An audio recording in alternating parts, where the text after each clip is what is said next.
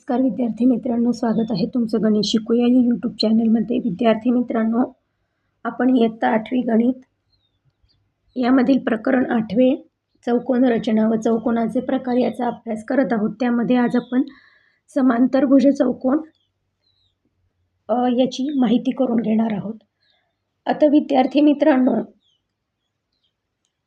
आजच्या व्हिडिओला सुरुवात करण्यापूर्वी समांतरभुज चौकोन म्हणजे काय हे तुम्हाला माहीत आहे का? तर त्याची व्याख्या बघा काय आहे की ज्या चौकोनाच्या समोरासमोरील बाजू या एकमेकींना समांतर असतात त्याला समांतरभुज चौकोन असे म्हणतात. मग आता हा समांतरभुज चौकोन कसा काढायचा ते आता आपण बघू. तर मग आता आजच्या व्हिडिओला आता आपण सुरुवात करूयात. इथे आता जर आपण रेषा ए बी आणि रेषा बी सी काढलेली आहे, तर यातील जो कोन तयार होतो आहे ए बी सी हा कोणत्याही मापाचा कोन असू शकतो. आणि आपल्याला जर आता या ए बी आणि बाजूला समांतर रेषा काढायची असेल तर आणि ती रेषा कशी असणार आहे की जो बिंदू या रेषेच्या बाहेर दिलेला आहे. तर मग आपल्याला काय करावं लागणार आहे? आपली पद्धत जी आहे चौकोन काढण्याची ती वापरावी लागणार आहे. तर या सी बिंदूतून एक किरण काढावा लागणार आहे. त्या किरणाला ए बिंदूतून दुसरा किरण असा काढायचा आहे की जो या सी बिंदूतून काढलेल्या किरणाला छेदेल आणि तो ज्या बिंदूमध्ये छेदेल त्या बिंदूला इथे काय नाव द्यायचं आहे? डी. अशा प्रकारे आपल्याला चौकोन ए बी सी डी हा काय मिळतो? समांतरभुज चौकोन मिळतो. मग आता यामध्ये रेषा ए बी आणि रेषा सी डी ह्या काय आहेत? समान मापाच्या आहेत. त्याचप्रमाणे रेषा ए डी आणि रेषा बी सी पण इथे काय आहेत? आपल्याला समान मापाच्या मिळालेल्या आहेत. आता इथे आपल्याला हे माहीत आहे की जे आंतरकोन असतात ते कसे असतात? एकमेकांचे पूरक कोन असतात, छेदिकेमुळे तयार झालेले असतात ते. आणि त्यामध्ये मग आता आपण ह्या आकृतीनुसार काय सांगू शकतो? तर मापकोन ए अधिक मापकोन बी यांच्या मापांची बेरीज 180 अंश आहेत. ते आंतरकोन आहेत, ते एकमेकांचे पूरक कोन आहेत. त्याचप्रमाणे मापकोन बी अधिक मापकोन सी हे पण आंतरकोन आहेत, ते एकमेकांचे पूरक कोन आहेत. त्याचप्रमाणे मापकोन सी मापकोन डी या दोघांच्याही कोणांच्या मापांची बेरीज 180 अंश आहे. ते आंतरकोन आहेत आणि ते एकमेकांचे पूरक कोन आहेत, कारण आंतरकोनांच्या मापांची बेरीज 180 अंश असते. त्याचप्रमाणे मापकोन डी आणि मापकोन ए हे सुद्धा काय आहेत? पूरक कोन आहेत. म्हणजेच यावरून आपण काय म्हणू शकतो? तर समांतरभुज चौकोनाचे कोन हे पूरक कोन असतात. आता आपल्याला जर ही कृती अजून व्यवस्थित समजावून घ्यायची असेल तर आपल्याला काय करायचं आहे? एक चौकोन काढायचा आहे PQRS नावाचा आणि त्यामध्ये आपल्याला काय करायचं आहे? अशा दोन पट्ट्या घ्यायच्या आहेत. त्यामध्ये एक पट्टी उभी आणि एक पट्टी त्याच्यावरती आडवी ठेवायची आहे. जी पट्टी उभी ठेवली आहे त्यामुळे आपल्याला रुंदी मिळणार आहे. जी पट्टी आडवी ठेवली आहे त्यामुळे आपल्याला लांबी मिळणार आहे. मग आपल्याला ह्या पट्ट्या अशा ठेवल्यानंतर त्यांची आउटलाईन म्हणजे कडेच्या बाजूनी इथे त्यांना रेषा आपल्याला आखून घ्यायच्या आहेत आणि त्यानंतर ह्या पट्ट्या काढून टाकायच्या आहेत. त्या पूर्ण रेषा व्यवस्थित पट्टीच्या साहाय्याने व्यवस्थित करून घ्यायच्या आहेत आणि त्या आकृतीला आपल्याला नाव द्यायचं आहे PQRS. मग आता आपल्याला हे त्यातनं शोधायचं आहे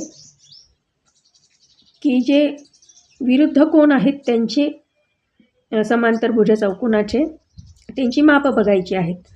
त्यांच्या विरुद्ध बाजूंची मापं बघायची आहेत. त्यांचे जे कर्ण आहेत त्यांची मापं बघायची आहेत आणि ते जे कर्ण आहेत त्या कर्णांमुळे ते जे एकमेकाला छेदतात ज्या बिंदूमध्ये, त्या बिंदूपासून त्या कर्णाचे दोन समान भाग तयार झालेले आहेत का ते पण आपल्याला मोजायचे आणि त्या बिंदूला काय नाव द्यायचं आहे? टी असं नाव द्यायचं आहे. ज्या बिंदूत ते दोन कर्ण एकमेकाला छेदतील असे. मग यावरून आपल्याला त्याचा काय गुणधर्म मिळणार आहे समांतरभुज चौकोनाचा? की जे समोरासमोरील विरुद्ध कोन आहेत ते काय आहेत? एकरूप आहेत. समोरासमोरील बाजू विरुद्ध बाजू एकरूप आहेत आणि त्याचे जे कर्ण आहेत ते एकमेकांना छेदतात. आता आपण समलंब चौकोनाची माहिती करून घेऊयात. समलंब चौकोनामध्ये ज्या एकच जोडी जी असते बाजूंची ती समान मापाची असते, त्याला समलंब चौकोन असे म्हणतात. मग त्यामध्ये WZ आणि XY ह्या काय आहेत, एकमेकीला समांतर आहेत आणि त्यांची ही एकच जोडी समांतर आहे. त्याच्यामुळे याला काय म्हणतात, समलंब चौकोन असे म्हणतात. म्हणून WXYZ हा चौकोन काय आहे, समलंब चौकोन आहे, ज्यामध्ये बाजू WZ समांतर बाजू XY. मग आता यामध्ये याचे जे अंतरकोन आहेत ते काय आहेत, त्यांच्या मापांची बेरीज 180 अंश आहे. म्हणजे कोन W मापकोन W अधिक मापकोन X यांच्या मापांची बेरीज 180 अंश आणि मापकोन Z अधिक मापकोन Y यांच्या मापांची बेरीज 180 अंश. आणि ह्या छेदिकेमुळे हे कोन तयार झालेले आहेत. छेदिका आहे WX आणि YZ. मग आता ह्या समलंब चौकोनाच्या बाबतीत आपण काय म्हणू शकतो की चार कोणांपैकी 2 कोन हे काय असतात, पूरक कोन असतात.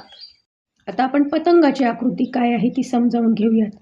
चौकोन ABCD हा काय आहे, एक पतंग आहे आणि ज्यामध्ये कर्ण BD हा काय आहे, AC या कर्णाला लंब आहे. म्हणजे तो काय करतो, BD कर्ण हा AC या कर्णाला छेदतो, लंब छेदतो. त्यामुळे आपण व्याख्या काय म्हणू शकतो की एक कर्ण दुसऱ्या कर्णाला लंब असतो. ज्या चौकोनाचा एक कर्ण दुसऱ्या कर्णाला लंब असतो त्या आकृतीला काय म्हणतात, त्या चौकोनाच्या आकृतीला पतंग असे म्हणतात.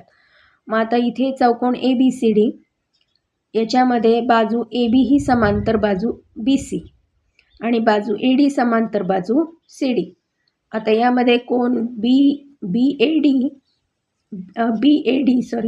आणि BCD हे काय आहेत, एकमेकांना समान आहेत. दोन्ही कोन एकमेकांना समान मापाचे आहेत. मग यावरून आपण पतंगाचे